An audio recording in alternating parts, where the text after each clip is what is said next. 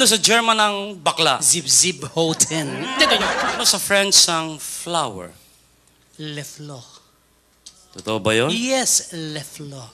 Le fleur. Mismo. Ano sa French ang ilong? Lenos. Sandali lang. Parang English lang, yun mo le. French. Lenos. Ano sa French ang back? Lekod. Yan, Tagalog na. French. Likod. Ano sa French ang circumcise? Le tout. Anong leto? Tule. Buiset. Binaligtad mo lang eh. Ano sa French ang dumi sa katawan? Le vague. Eh, mahilig sa sex. Le vogue. Hoy!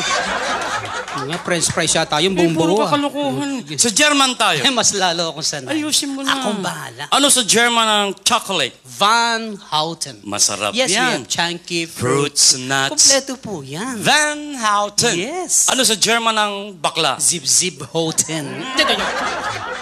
Huwag kang hysterically papaliwanag ko! Ang salita sang la is quitting up the tweeting hacktin. Yung tsokolate nga, Van Houten. Van Houten. Sip. Houten. German ba yun? German yun. Parang naintindihan nila eh. Abay, nakarating rin ng German eh. Ibig mo sabihin ako lang hindi nakarating ng Germany? Bakit? May passport ba ang baboy? Wala. Why?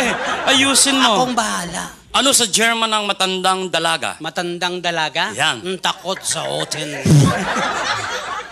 Anong takot sa hotel? Tatanda ba naman? Hay! Parang Tagalog talaga eh.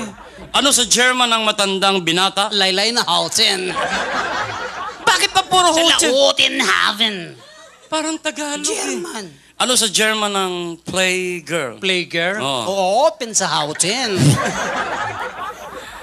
Ano sa German ang hostess? Sawa sa Houten. Ayos naman na! Ayus. Ano sa German ang byuda? Zabig sa Houten. Hindi, pilimis. Ano sa German ang tomboy? Walang Houten. Ano sa German ang dalaga? Bitin sa Houten. Ano sa German ang buntis? Dahil sa Houten. Eh, nakapanganak na. Balik sa Houten. Ano sa German ang madre? Galit sa Houten. Ano sa German ang pare? Bigong Houten. Ano sa German yung lalaking nilalayo ng mga babae? Bautin.